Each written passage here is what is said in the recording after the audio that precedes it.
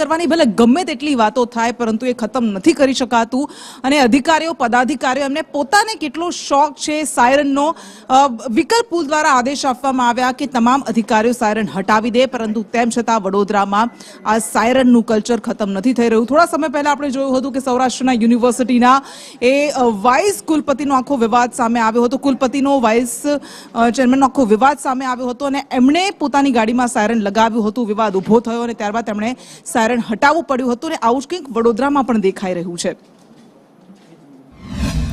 કોર્પોરેશનના અધિકારીશ્રીઓના જે વાહનો છે એ તમામમાંથી સાયરન દૂર કરવામાં આવ્યા છે અને પદાધિકારીશ્રીઓના જે વાહનો વિકલ્પ શાખાના અંડરમાં છે મેયર સિવાયના એ વાહનોમાં સભા સેક્રેટરીની સૂચના મળીથી આગળની કાર્યવાહી કરવામાં આવશે।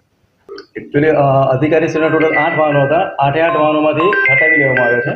પદાધિકારીના વાહનોને હાલ કોઈ નિર્ણય લેવામાં નથી। 2013નો એક પરિપત્ર છે ને એના આધારે સાયરનો લગાવી શકાય નહીં એટલે કાલે બધા અધિકારીઓના વેહિકલો પરથી સાયરન નીકળી ગયા છે ને મારી પણ કાલે સભાને લીધે મારી ગાડી ગઈ નહોતી શકીને મારી ગાડી પણ અત્યારે સાયરન રિમૂવ કરવા જઈ રહી છે।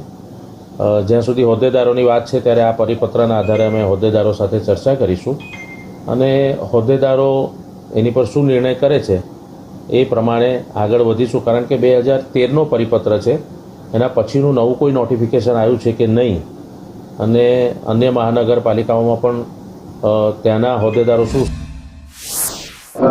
વડોદરા કોર્પોરેશનના અધિકારીઓ અને પદાધિકારીઓની ગાડીઓ ઉપર લાગેલી સાયરન હટાવવા માટે વિશ્વામિત્રી બચાવ સમિતિના પ્રમુખ કિશોર શર્માએ માંગ કરી હતી। ધારાશાસ્ત્રી શૈલેષ અમીને આ બાબતે ઉગ્ર રજૂઆતો કરી હતી અને એના પડઘારૂપે ગતરોજ જે આ અપીલ કરવામાં આવી હતી સાયરન હટાવવા માટે તેના ભાગરૂપે અધિકારીઓની સૂચના બાદ જે પણ વિકલ્પ પુલ ખાતાના હેડ જે મિકેનિકલ હેડ છે ધર્મેશ રાણા એમની સૂચના મળ્યા બાદ વિકલ્પ પુલ ખાતે 8 ડેપ્યુટી મ્યુનિસિપલ કમિશનર સહિત 8 અધિકારીઓની ગાડીઓ ઉપરથી સાયરન હટાવવાનું શરૂ કરવામાં આવ્યું છે, જેના ભાગરૂપે અત્યારે આપ જોઈ રહ્યા છો તે મુજબ મ્યુનિસિપલ સભા સેક્રેટરી શ્રીની ગાડી ઉપરથી પણ સાયરન હટાવવાની કાર્યવાહી હાલમાં ચાલી રહી છે।